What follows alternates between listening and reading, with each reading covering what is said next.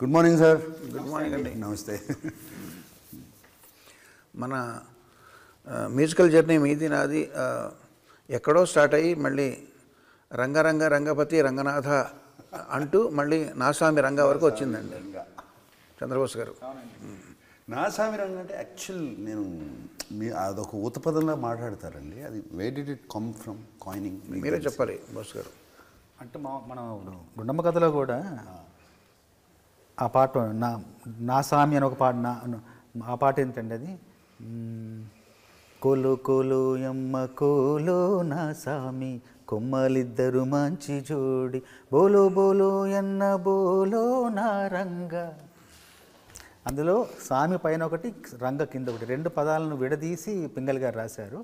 మామూలు నా సామి రంగ అనేది ఊతపదం. అది మన జానపదులు మాట్లాడే ఊతపదం, చాంగుబళ లాంటిది.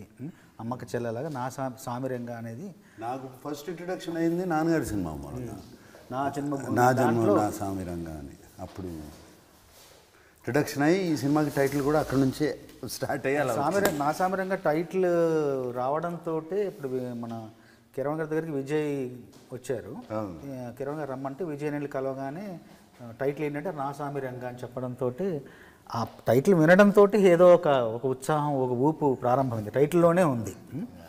దాంతో అక్కడి నుండి ఒక ప్రయాణం. ముందు విజయ్ గారు సందర్భం చెప్పిన వెంటనే అక్కడ నేను కీరవాణి గారి కంపోజింగ్ రూమ్లో తను నిలబడి నేను నిలబడ్డాను. అప్పుడు మా జోలికి వస్తే మా కొడ్డు వస్తే మామూలుగా ఉండదు నా సామిరంగా, ఈ గీత తొక్కితే మా సేత సిక్కితే మామూలుగా ఉండదు నా సామిరంగా. అప్పటికప్పుడు నిలబడని కిరణ్ గారిని పిలిచాను. బాగుంది రికార్డ్ చేయండి. రికార్డ్ చేశారు. వెంటనే కంపోజ్ చేశారు. ఫస్ట్ సాంగ్ అది. అక్కడ నుండి ఇంకా ప్రయాణం 6 పాటల ప్రయాణం అలా సునాయాసంగా అవలీలగా హాయిగా నడిచింది. ఈ మధ్యకాలంలో షార్టెస్ట్ ప్రొడక్షన్ అండి ఇది. షార్టెస్ట్ ప్రొడక్షన్ అండి ఈ స్కేల్లో చేసింది. అంటే September 20th అండి. It is not even January 20th. మనం విజయ్ బిన్నీని ఫిక్స్ అయిన తర్వాత కలిసిన సెప్టెంబర్లో కదండి. సెప్టెంబర్లో కలిసాము. September 20th మేము ఫస్ట్ షాట్ తీసుకున్నాను.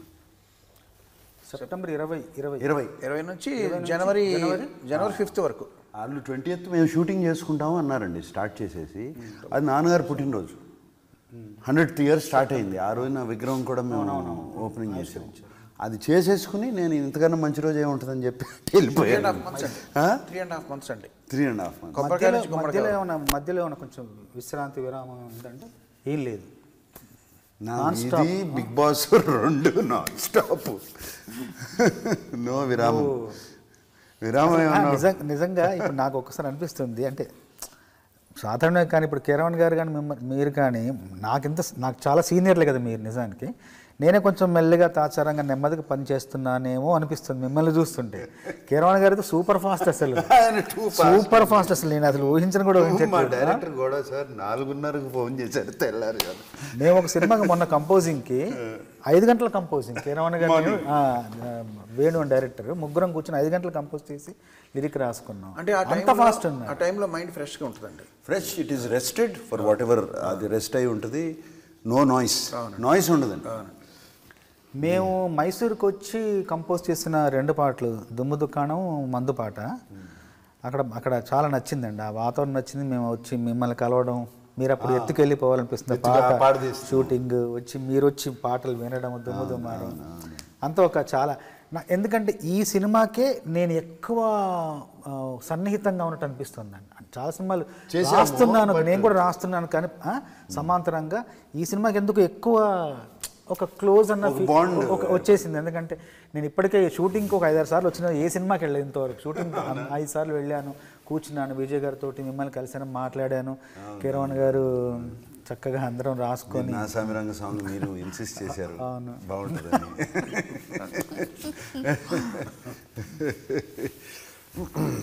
ఏమన్నా ఇబ్బంది పెట్టే ప్రశ్నలు కొన్ని ఏమంటారా మిమ్మల్ని? నన్ను వేయండి, పర్లేదు. ఇబ్బంది అంటే సమాధానం ఇప్పుడు మర్చికో ప్రశ్న వేస్తానండి. మామూలుగా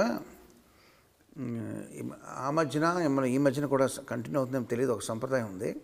మిమ్మల్ని ఒక డైరెక్టర్ పాట రాయమని ఇస్తాడు సిచ్యువేషన్. మీరు రాస్తుంటారు. తర్వాత మీరు ఏదో సందర్భంలో రామజోగ శాస్త్రి గారిను కలుస్తారు, ఎక్కడో ఏదో ఫంక్షన్లో లేకపోతే కాఫీ షాప్లో కలిసాక ఏం జరుగుతుంది మీ జీవితంలో మీరు షేర్ చేసుకుంటే అదే పాట ఆయనకు కూడా ఇచ్చారు, అది సేమ్ డైరెక్టరు అని మీకు తెలిసింది. మీరు షాక్ అయ్యారు, ఆయన షాక్ అయ్యారు. షాక్ అయ్యాక నాకు తెలిసింది ఏంటంటే, అయితే నువ్వు ముందర రాయి, నువ్వు రాసి నువ్వు కాకపోతే నేను చూసుకుంటాను, ఏదో మీరు ఒక అండర్స్టాండింగ్ ఉంటారండి అని ఎవరో ఆయన చెప్పారు నాకు. అలా కాకుండా నేను మిమ్మల్ని ఒక 4 ఆప్షన్లు ఇస్తాను, మీరు ఈ 4 ఆప్షన్లో ఏదో ఒకటి ఎన్నుకుని తీరాలి. ఆప్షన్లోనే అనుకోవాలి, అందులోనే మీరు వేరే సమాధానం. సపోజ్ మీతో అలాగా మీ టాలెంట్ మీద నమ్మకం లేకో లేకపోతే కక్కుర్తి వల్ల 2-3తో రాయించే డైరెక్టర్ ఉన్నాడు అనుకోండి, మీకు తెలిసిన, మీకు అప్పుడు కోపం వస్తుంది. అప్పుడు మీరు ఈ 4 యాక్షన్స్లో ఏం చేస్తారు? ఒక కర్ర తీసుకెళ్ళి, మీ దొడ్లో దొరికిన కర్ర తీసుకెళ్ళి ఆ డైరెక్టర్ ఇంటికి వెళ్ళి చితకామతగా కొట్టేస్తారు. Option A. 2, ఆ డైరెక్టర్కి ఇంకెప్పుడు జన్మలో పాట రాయకూడదు అని శపథం చేస్తారు. ఆప్షన్ 3, మీరు కాకుండా ఇంకొకరు రాయిస్తారు కదండి, ఆ పాట ఫ్లాప్ అయిపోవాలి అని కోరుకుంటారు. 3, 4, ఆ డైరెక్టర్ వచ్చే జన్మలో గాడిద అయి పుట్టాలి, గాడిద చాకరీ గాడిద అంటే గాడిద అరబ్ చాకరీ గాడిద చాకరీ అంటారు చూడండి, గాడిద అయి పుట్టాలని మీరు చెప్పిస్తారు. ఈ 4లో ఏం చేస్తారు మీరు? చెప్పించే తత్వం కాదు, ఫ్లాప్ అవ్వాలని కోరుకున్నా కూడా అది నిజం అవ్వచ్చు, అది సాధ్యం అవ్వకపోవచ్చు. అసలు అలా కోరుకోవడం కూడా నాకు ఇష్టం ఉండదు, అతనితో పని చేయకూడదని నిర్ణయించుకుంటా. అంతే. Option B. అంతే, ఆప్షన్ బి. ఇంకా అది అందులో, ఎందుకంటే అది పూర్తిగా నాకు సంబంధించిన విషయం, నేను చేయగలిగిన విషయం, నా వల్ల అయ్యే విషయం. అది మిగతా 2 అవుతాయో తెలియదు, ఏదో దానికి జరిగిన దానికి నా వల్ల నేను ఏం చేయగలను, నా స్పందన ఏంటంటే రాయకుండా ఉన్నది నా నుంచి జరిగేది సాధ్యమేది కాబట్టి నేను రాయకుండా. అహింసా మార్గం. అంతే, రాయకుండా సేఫ్ ఆన్సర్. అంతే, సేఫ్ ఆన్సర్. అంటే ఫస్ట్ వెళ్ళి కోపం వచ్చి కొట్టారనుకోండి, రేపు జైల్లో వేయచ్చు, ఫేస్బుక్ కొట్టడం కష్టం. కానీ ఇదైతే రాయకుండా ఉండడం అనేది ఇంకా మనతో అయ్యే పని. అది కానీ మీరు అందంగా కొట్టించుకున్నారు కదండి, హీరోయిన్ మేము కర్రతో కొట్టింది కదండి. కొట్టింది, అలా కొట్టించుకోమంటారా? అలా అంతవరకు అంటే ఓకే.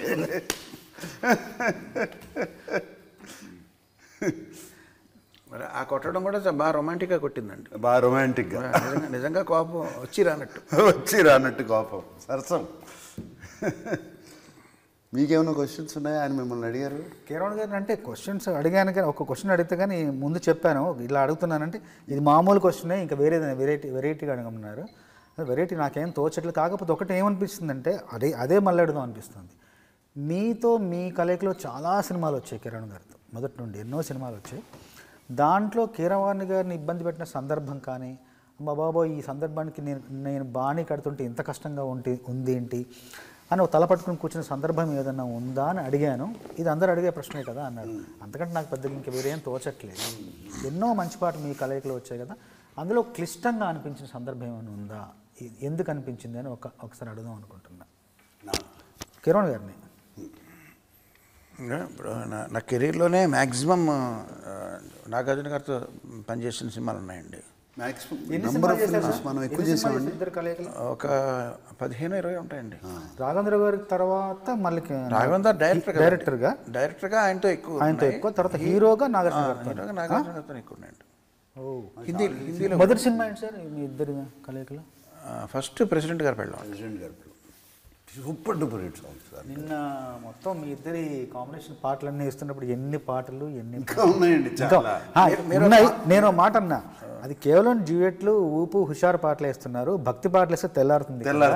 అన్నమయ్య, రామదాసు, షిరిడి, వెంకటేశ ఇవన్నీ వేస్తే ఇంకా తెల్లారుతుంది. రామదాసు, షిరిడి, నమో వెంకటేశ్ అన్ని పాటలు మరి అవన్నీ వేస్తే 4-15లో 60 పాటలు ఉంటాయండి.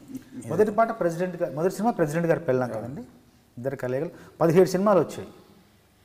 15 ఉంటాయండి.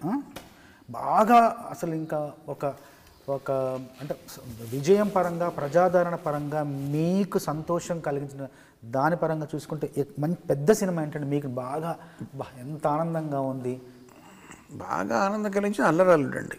అల్లరల్లుడు కదండి నాకు భలే ఫేవరెట్ సాంగ్స్. అల్లరల్లుళ్ళో మచిలీపట్నం మాయాబజార్ కానీ నిన్న అలాగా ఎత్తు పాడే అది కానీ అన్ని పాటలు అండి. ఒక్కసారి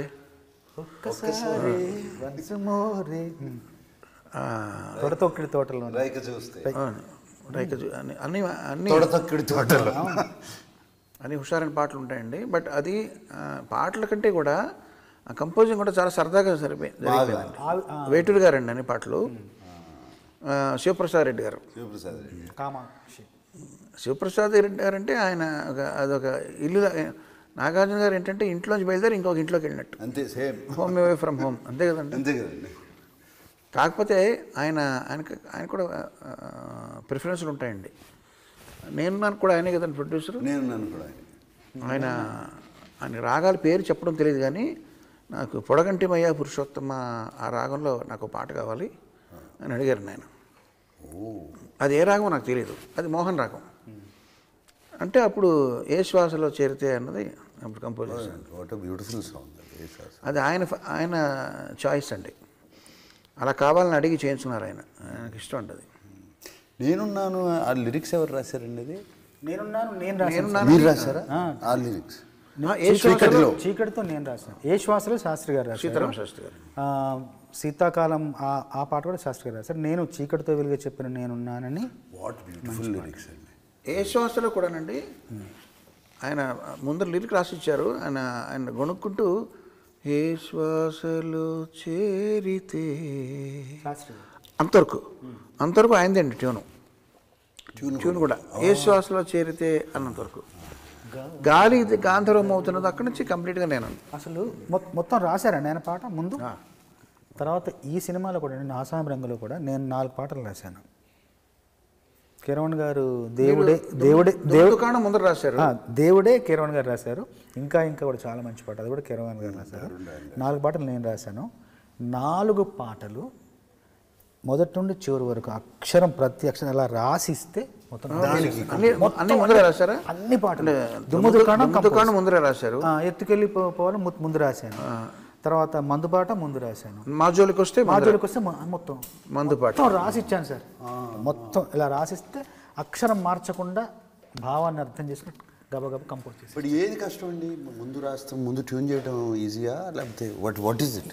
అంటే కొంత సాహిత్య పరిజ్ఞానం ఉన్న వాళ్ళకి రాసిచ్చినా కూడా ఓకే అండి. ముందర రాసిచ్చినా కూడా చేయొచ్చండి. సాహిత్యం పట్ల అంత అవగాహన లేని వాళ్ళకి ఏంటంటే వాళ్ళ ముందర ట్యూన్ ఇచ్చేయడం వాళ్ళకి సేఫ్ అండి. సేఫ్.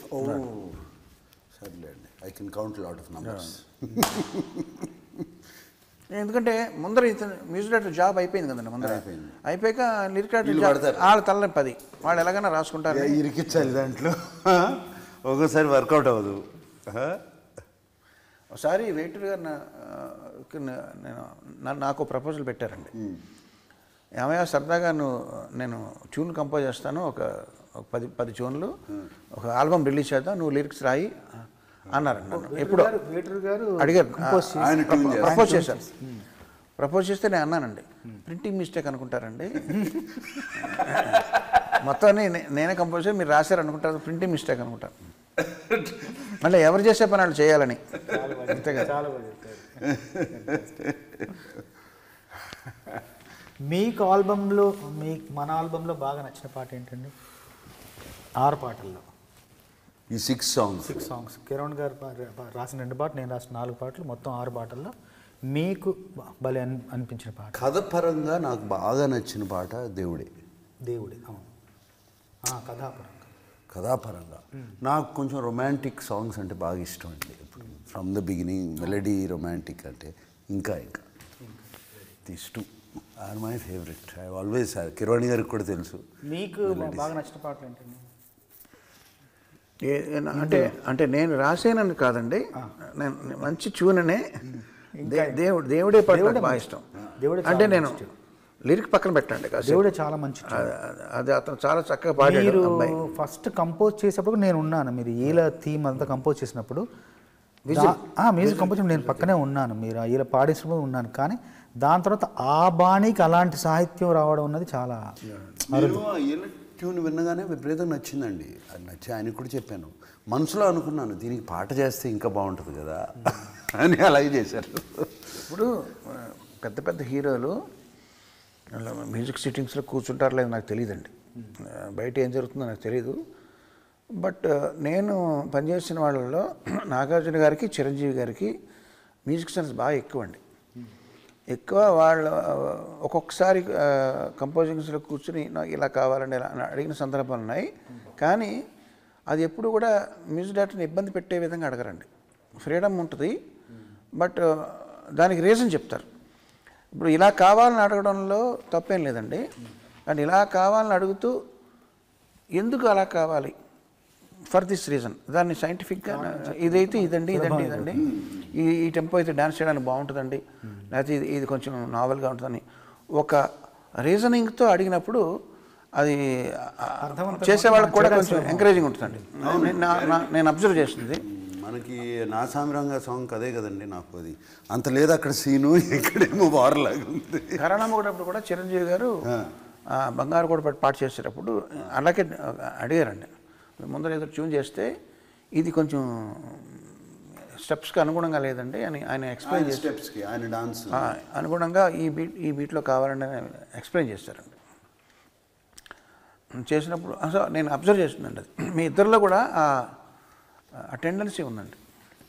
మ్యూజిక్ని ప్రేమించి కొంచెం ప్యాషనెట్గా చేయించుకోవడం అన్నది ఎలా కాస్త అలాగా. దుమ్ము దుకాణం పాట అయిపోయిన తర్వాత విన్న తర్వాత మీరు విని వెళ్ళిపోయారు మైసూర్లో. ఒక 3 రోజుల తర్వాత కిరణ్ గారు ఫోన్ చేసి నాగార్జున గారికి దుమ్ము దుకాణంలో 3 పదాలు నచ్చలేదంట అని చెప్పారు.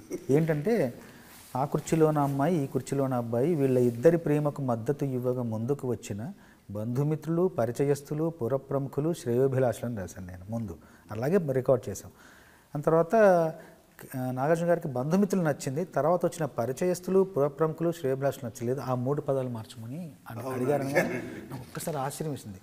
నాగార్జున గారు పాట అంతా విని ఈ పదం ఒక పదం వదిలేసి బంధుమిత్రులు వదిలేసి మిగతా 3 పదాలు అవి మార్చమన్నారా?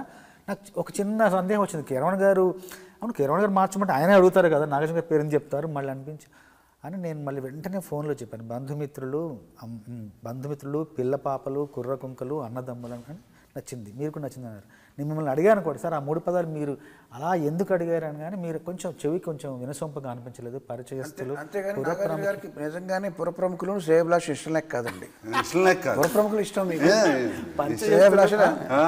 ఆ 3 పదాలు ఎందుకో అక్కడ ఆ ప్రవాహంలో అది ఎందుకో పొందిక అనిపించట్లేదు.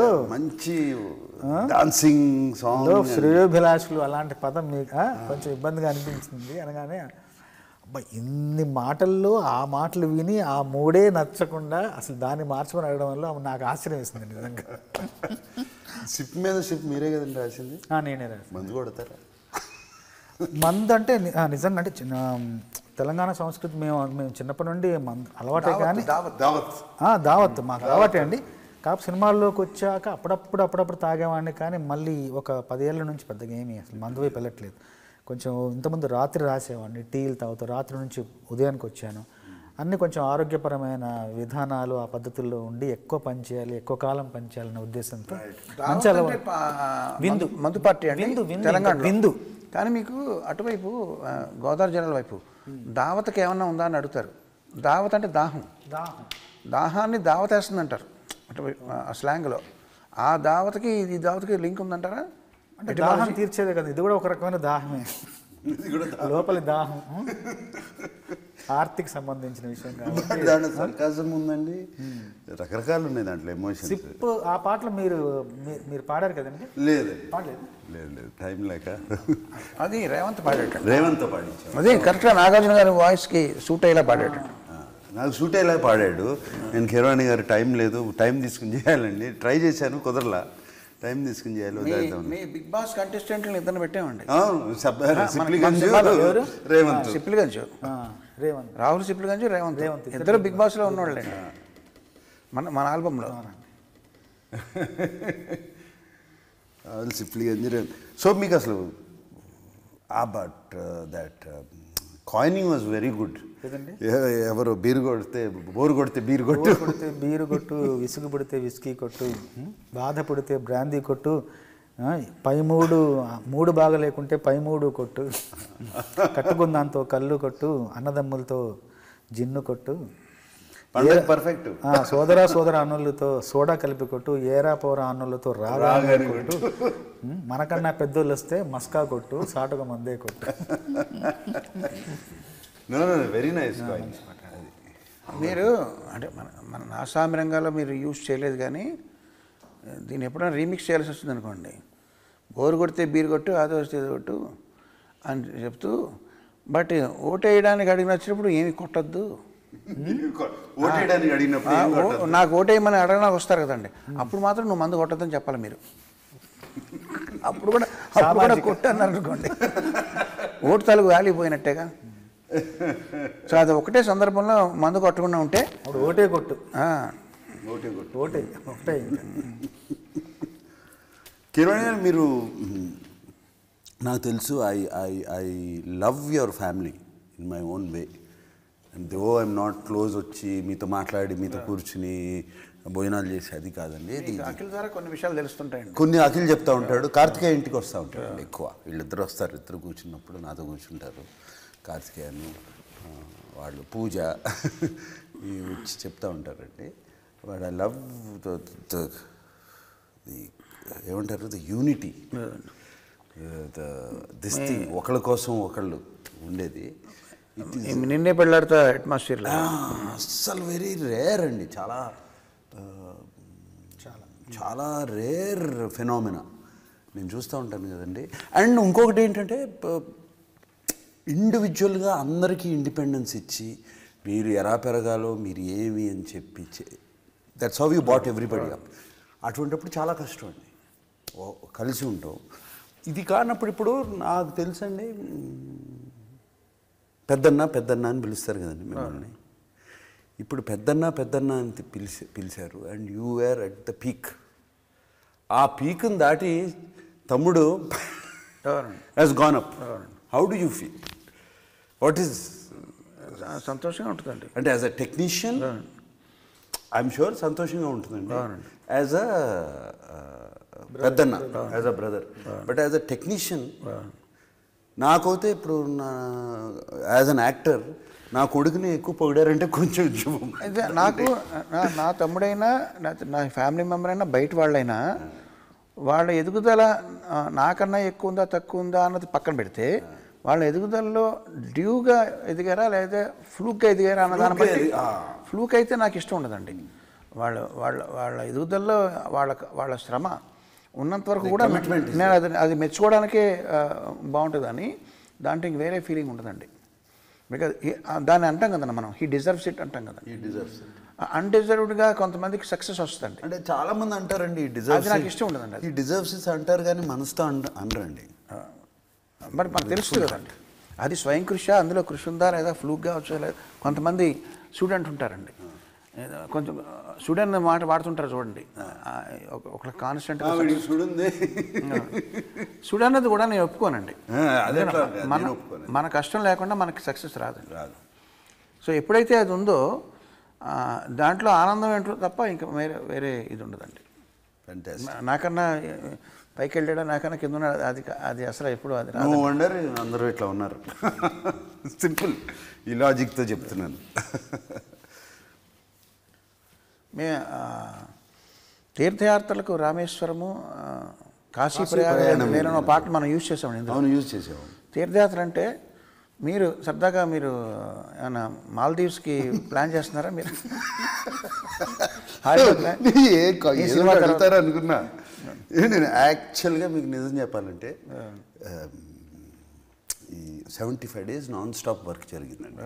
అంటే ఇంక్లూడింగ్ బిగ్ బాస్. అసలు ఒక్కరోజు కూడా ఖాళీ లేకుండా ఈ సినిమా September 20th మొదలు పెడితే జరిగింది.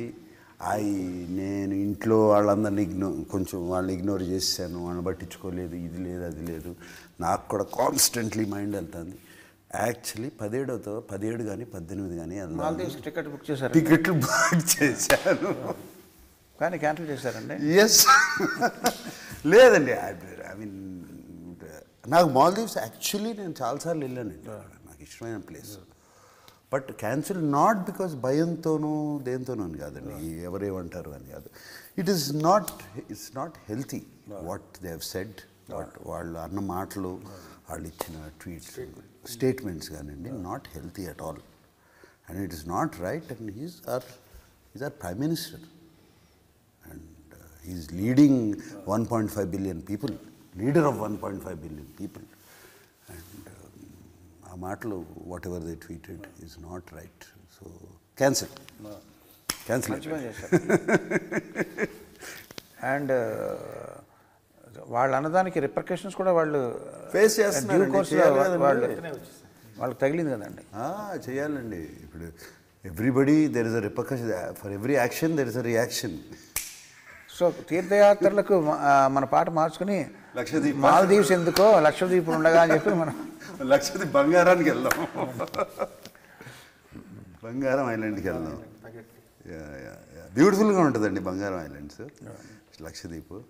అంటే దట్ జస్ట్ సేమ్ చైన్, కొంచెం పైన ఉంటుందండి, బ్యూటిఫుల్. చంద్రబోస్ గారు మిమ్మల్ని క్వశ్చన్ వేస్తాండి. ఇప్పుడు మీకు మీరు చేసిన పాటలకు కానీ మీ వర్క్కి మీకు గర్వకారణంగా ఉంటాయి కదండి కొన్ని.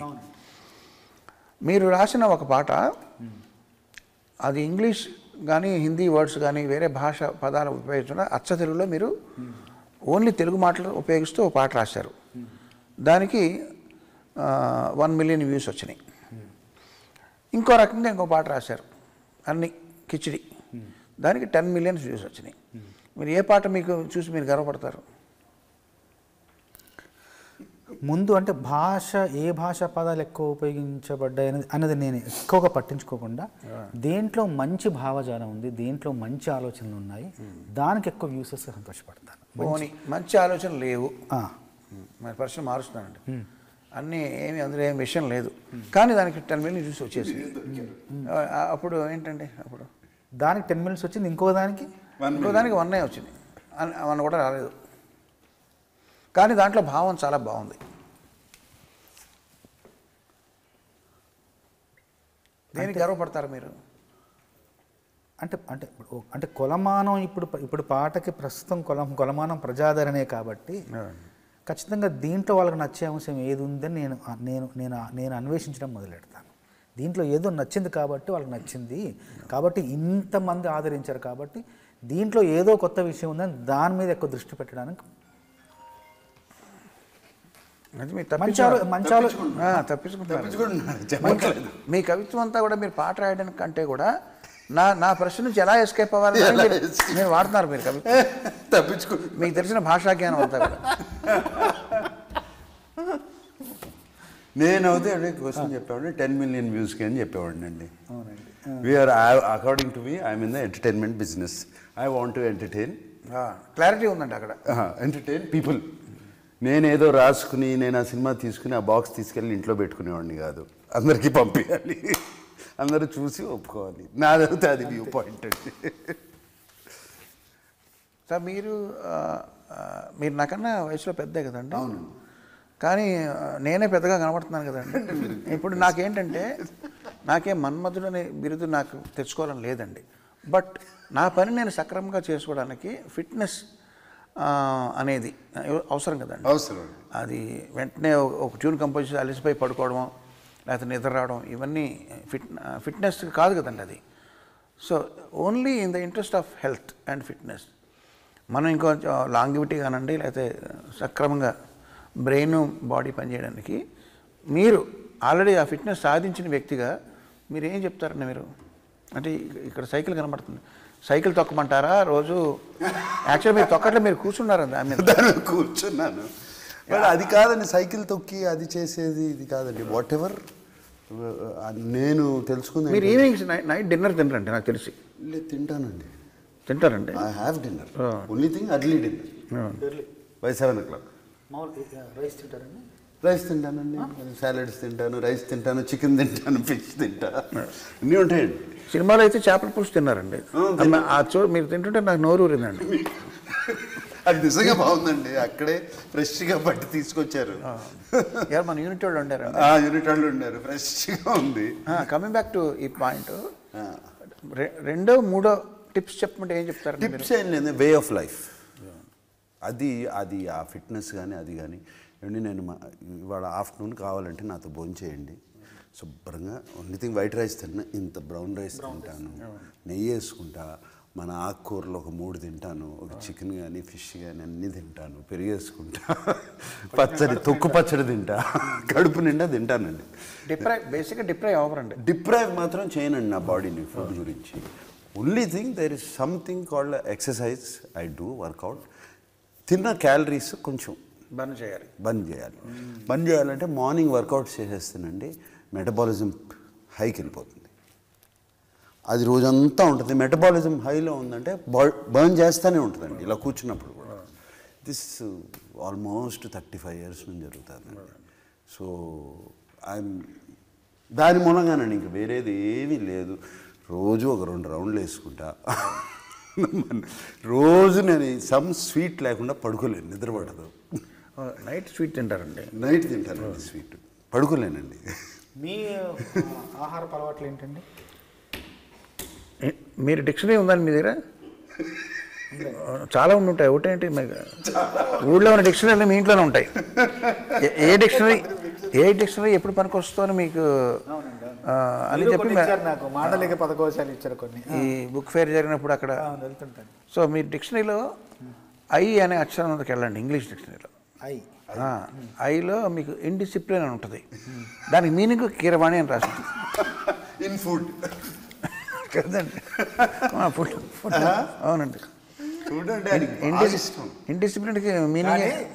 నేను మన అకాడమీ ఈవెంట్కి వెళ్ళినప్పుడు మేము అందరం ముందు రోజు ఒక పార్టీ ఇచ్చారు అందరూ, మన పిఆర్ టీమ్కి. కీరవణ్ గారు, నేను, అందరం రాజమౌళి అందరం పార్టీలో ఉన్నాము. అప్పుడు కీరవణ్ గారు ఒక బ్రెడ్ ముక్క సగం కంటే ఎక్కువ తినబోతుంటే వాళ్ళందరూ వచ్చి వారించారు. బ్రెడ్ తినేవాళ్ళ బ్రెడ్ ముక్క ఆయన ఫుడ్ నైట్ బ్రెడ్ తింటున్నా కూడా ఫుడ్ తినకూడదని అందరూ వచ్చి, రాజమౌళి గారు వచ్చి అన్న ఇంతే, ఇంకా ఇంత తినకూడదు అన్నారు. ఎక్కడండి? మనం ముందు రోజు పార్టీలో 11th రోజు పార్టీ అయింది. బ్రెడ్ తింటుంటే బ్రెడ్ కూడా ఇది ఎక్కువ తినకూడదు అని రాజమౌళి గారు వచ్చి వారించారు. రోజులను చూసుకుంటారు అట్లా. ప్రతిసారి వాళ్ళు ఉండరు కదండి, ఉండరు కదా, అది కష్టం కదండి. అది అక్కడ ఏం తిన్నారండి మీకు బాగా?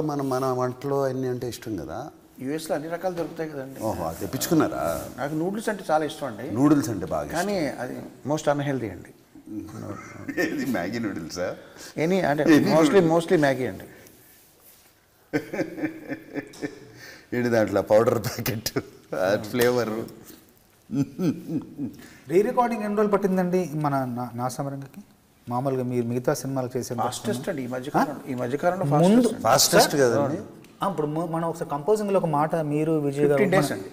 15 days అయిపోయింది. బట్ మీకు మైండ్లో అసలు తిరుగుతూ ఉన్నట్టున్నాయండి. 16 తారీఖున ఇప్పుడు స్టార్ట్ చేశాను.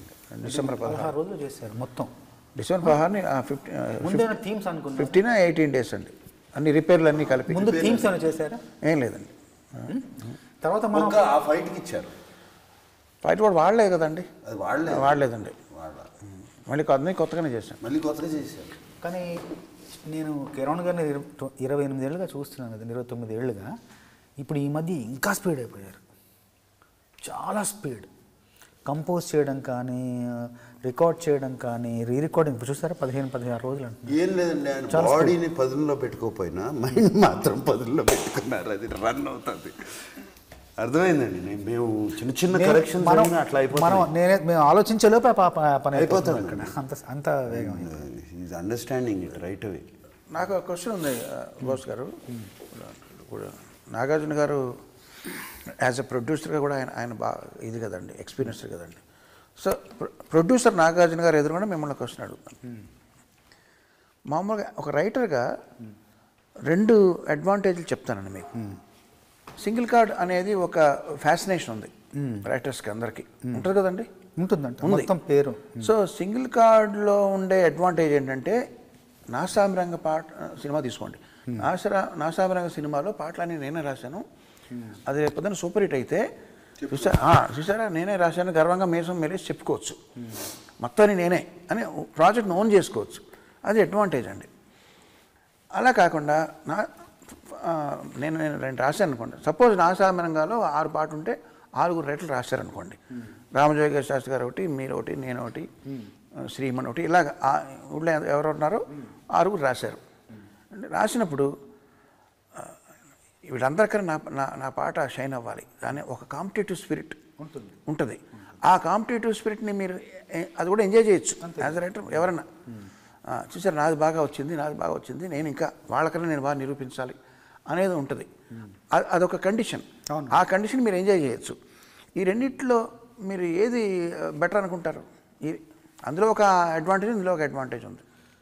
సింగిల్ కార్డ్లో ఎక్కువ సంతోషం కలుగుతుంది. సింగిల్ కార్డ్ ఎక్కువ మొత్తం నేనే పాటలు సినిమాని అర్థం చేసుకునే విధానం, సినిమాని చూసే విధానం, పాటలు రాసే విధానం, గ్రేడేషన్ కావచ్చు.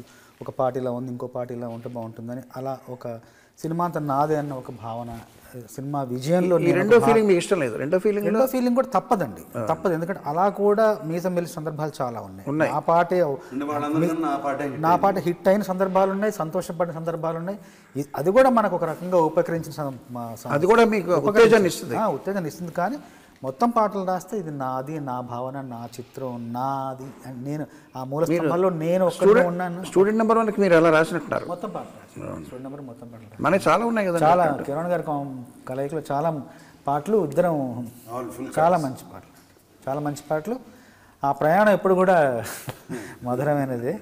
మీకు కూడా ప్రొడ్యూసర్ నాగార్జున గారు ఎందుకన్నానంటే, నెక్స్ట్ టైం ఆయన అది గుర్తుపెట్టుకుంటావు సింగిల్ కార్డ్ అని, మొత్తం 6 మీరే రాయాలండి, కొంచెం తగ్గించండి అంతే కదండి. ప్రీ రిలీజ్ ఈవెంట్లో మీరు చేసిన మంచి పని ఏంటంటే, మ్యూజిక్ డైరెక్టర్ని పక్కన పెట్టండి, ఏ దేశపు చూసినా ఏముంది గర్వకారణం అన్నట్టు, ఏ ప్రీ రిలీజ్ ఈవెంట్లో అయినా, ఆడియో ఫంక్షన్ అయినా రైటర్కి అంత గౌరవం ఇవ్వరండి. ఎప్పుడో గుర్తొస్తే పిలుస్తారు ఈ పాట. కానీ సినిమా హిట్కి పాటలు చాలా, సినిమాకి బజ్ రావడానికి పాటలు ఎంత ఇంపార్టెంటో, అందులో ఆ పాటలో లిరిసిస్ట్ ఎంత ఇంపార్టెన్స్ ఉందో అది ఇట్స్ నాట్ డ్యూలీ రెస్పెక్టెడ్ అండి. బట్ నేను దానికి భిన్నంగా మీరు చంద్రబోస్ గారిని గౌరవించిన విధానం చాలా బాగుంది. మీరు పైకి వెళ్ళి, మీరు ఇంత పెద్ద హీరో, ఇంత పెద్ద సీనియర్ హీరో, మీరు పైకి వెళ్ళి కిరణ్ గారిని, కిరణ్ గారు అంటే ఆయన ప్రధాన సినిమాకి, ప్రతి సినిమాకి నేను ఒక రచయితనైనా మీరు పైకి స్వాగతించిన విధానం, ఆహ్వానించిన విధానం, అదే ఒక పెద్ద గౌరవం అనిపించింది నాకు. అది ముందు చెప్పాను కూడా అక్కడే. అట్లాగే కిరణ్ గారు ఒక ఏవీలో ఇద్దరిది సమాన స్థాయిలో పెట్టి ఆయన పక్కన కూర్చోబెట్టుకొని ఆ సమాన గౌరవాన్ని ఆ స్థాయిలో నన్ను కూడా చూడటం అన్నది, అది నిజంగా నాకు అది ఒక చాలా ఇంపార్టెంట్ అండి. దీనికి నేను ఇది కూడా చేయవచ్చు. ఇప్పుడు మనకి తెలుగు ఇండస్ట్రీలో రైటర్స్ లేరు అని బాగా ఉంది కదండి. అంటే I'm not talking about song writers, script writers కూడా తక్కువ అని. దిస్ ఈస్ ద రీజన్ అండి. వాళ్ళని గౌరవించరు. స్క్రిప్ట్ రైటర్ ఎవరో తెలియదు, డైరెక్టర్ అన్నీ కొట్టేస్తాడు కంప్లీట్గా, మాటలు రావు. బట్ సేమ్ థింగ్ చూడండి మీరు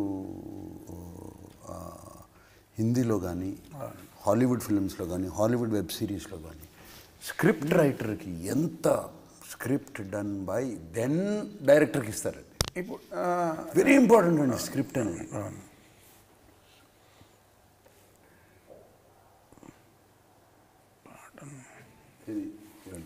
నేనేదో చెప్తున్నానండి, మీరు ఏమన్నారు? దీని ముందర ఏమన్నారండి?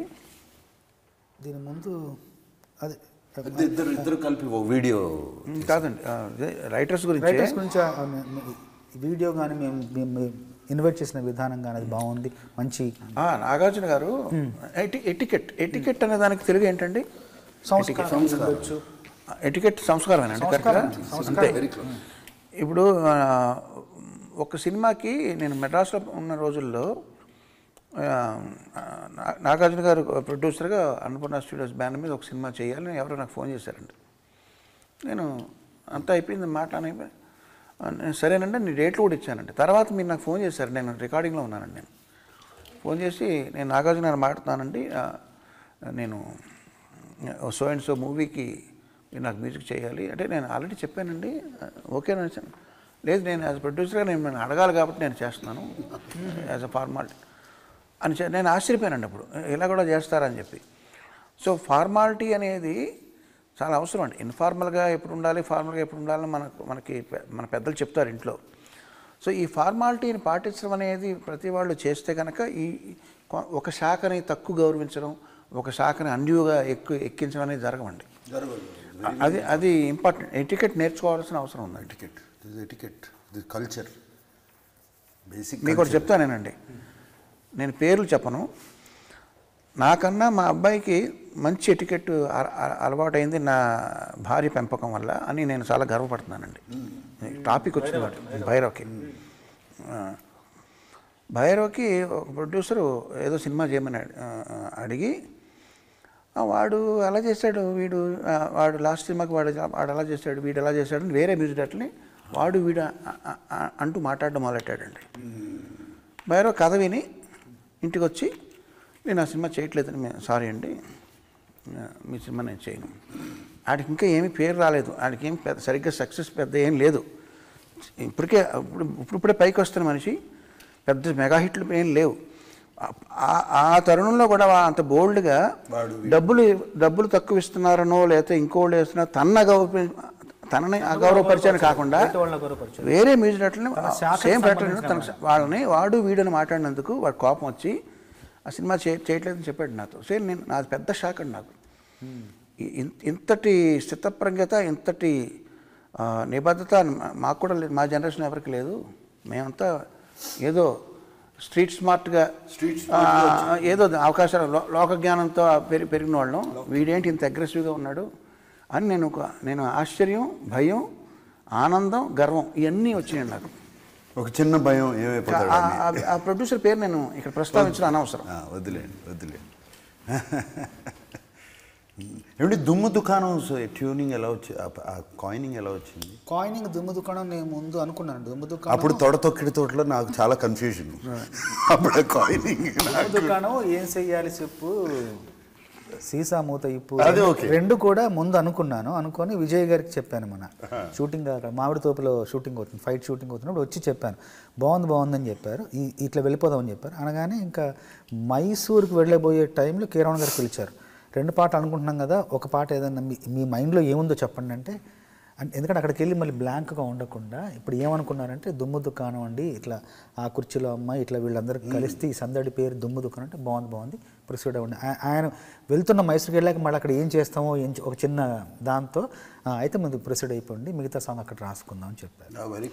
అది మీకు కూడా మీరు పాట రికార్డింగ్ అయిన తర్వాత మీరు విన్నారు. మేము కంపోజింగ్ చేసేటప్పుడు కట్టేసేటప్పుడు కూడా ఇంకా దుకాణం కట్టేద్దాం ఉంటాం. దుకాణం మొత్తం రాసా. చంద్రబోస్ గారు, మీకు సంబంధించినవి అంటే రెఫరెన్స్లో 2 విషయాలు చెప్పాలండి ఈ సినిమా ప్రొడ్యూసర్ గురించి, డైరెక్టర్ గురించి.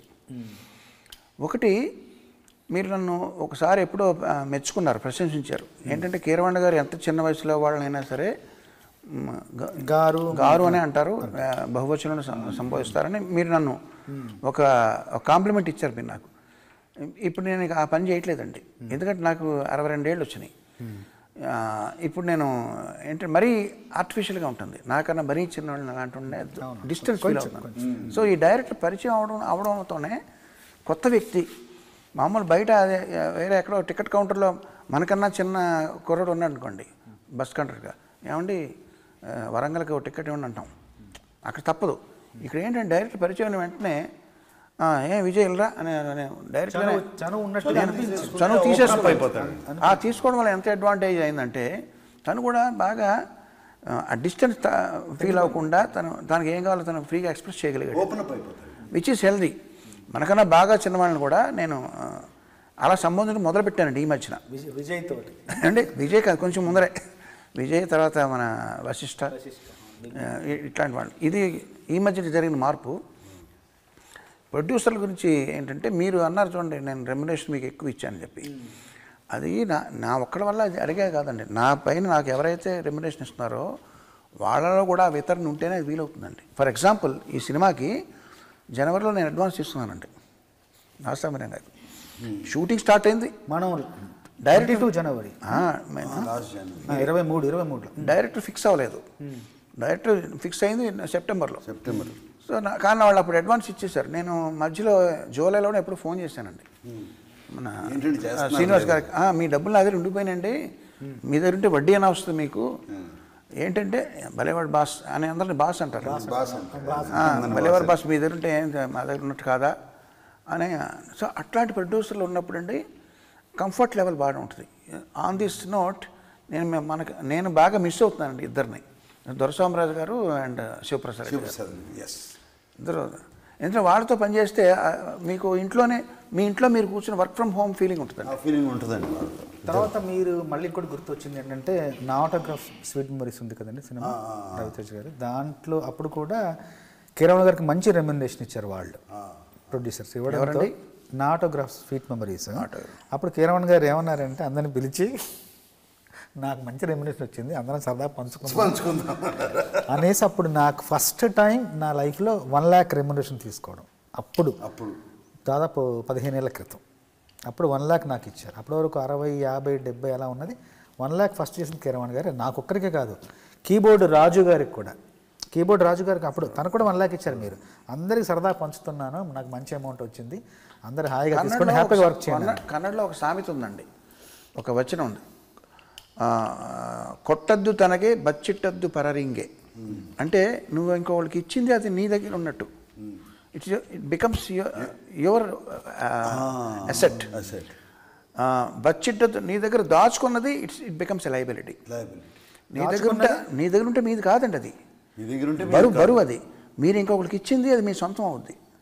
అది ఇవ్వడంలో ఉన్న గొప్పతనం. దీని తెలుగులో ఇంకొకటి ఉంది, ఇక్కడ మనం వదిలేసేదే మనం తీసుకెళ్ళేది.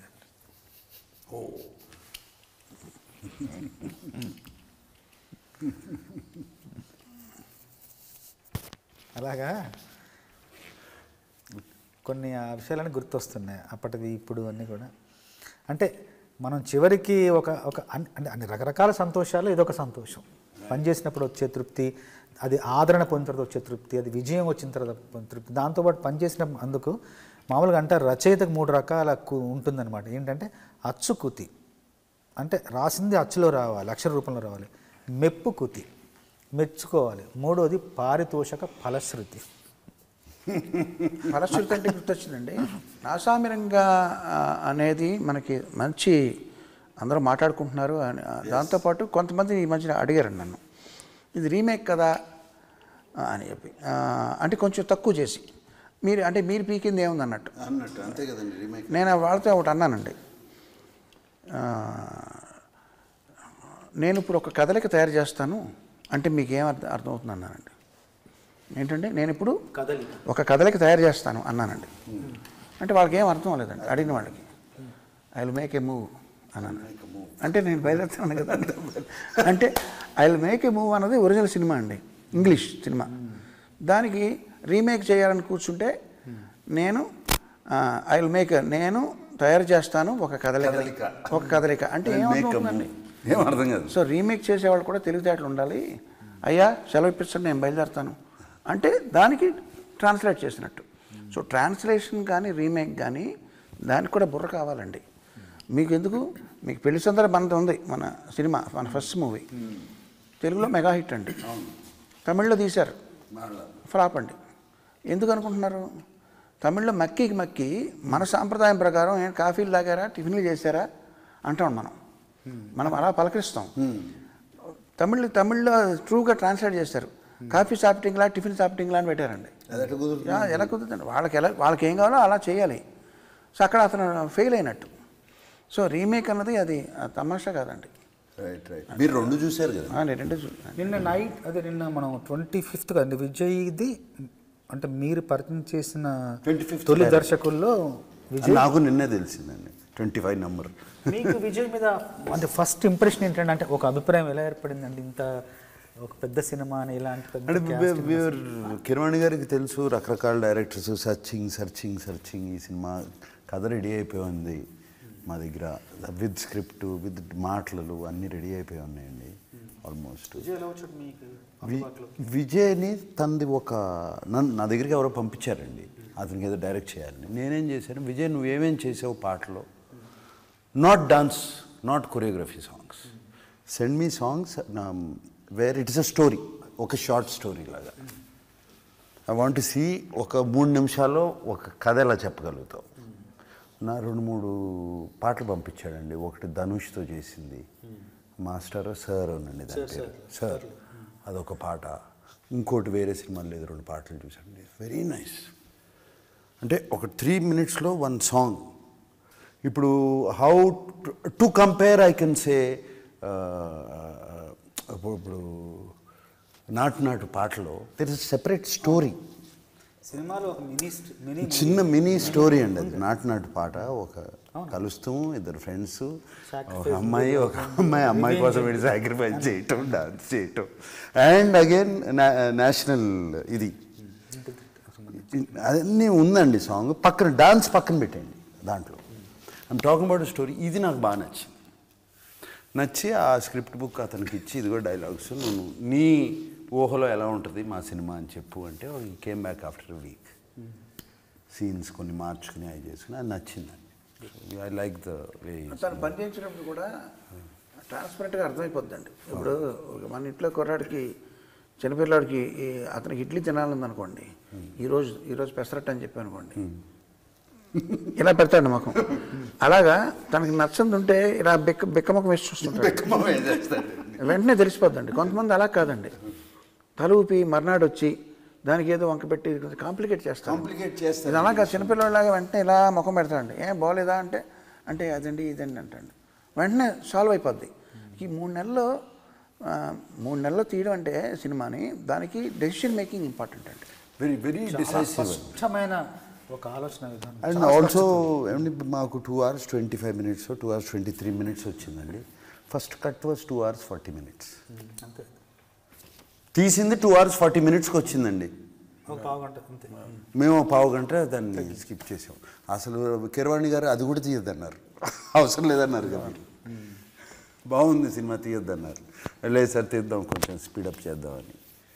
అంటే that decisiveness, whether it is right or wrong, first shot okay.